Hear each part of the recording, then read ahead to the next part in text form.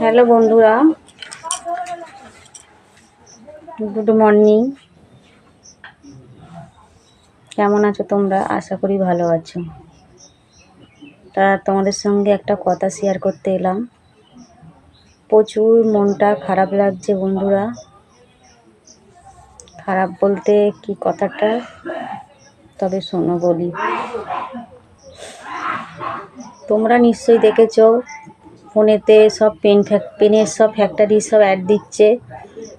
তাতে মানে বলেও দিচ্ছে যে এরকম 10,000 মাল পাঠাবে, পেন প্যাকিং করা, বাড়িতেই দিয়ে যাবে, ডেলিভারি করে দিয়ে যাবে।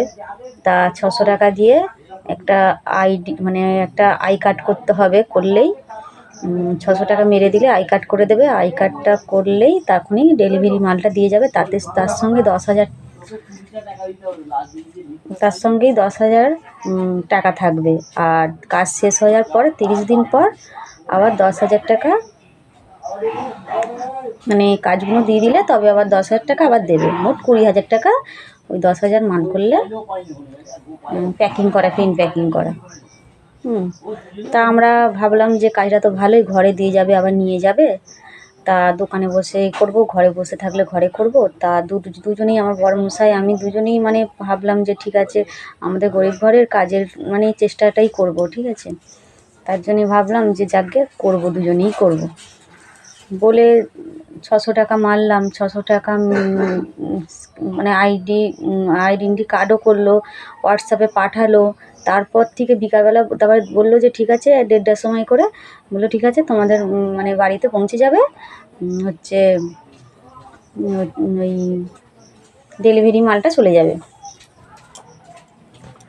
তারপরে 4টের সময় আসবে বলে, আর তারপরে বারবার ফোন করছে, বলে আবার আসবে বলে মালটা মানে 4টের সময় আসবে বলে ফোন করছে। কোথায় বাড়িতে আছেন করছেন যে হ্যাঁ আমরা বাড়িতেই আছি, আপনি আসুন। আপনি কোথায় আছেন? তা যা কোথায় আছে বলছে না।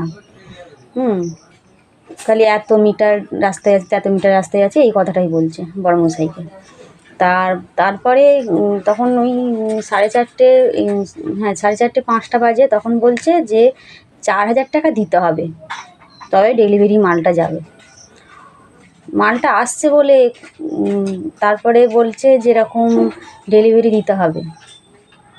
ডেলিভারি দিতে গেলে মালটা হচ্ছে তোমাদেরকে 4,000 টাকা দিতে হবে। এইটা আবার আমাদের গরিব ঘরে সম্ভব? আগে থেকে তো এটা যদি জানতাম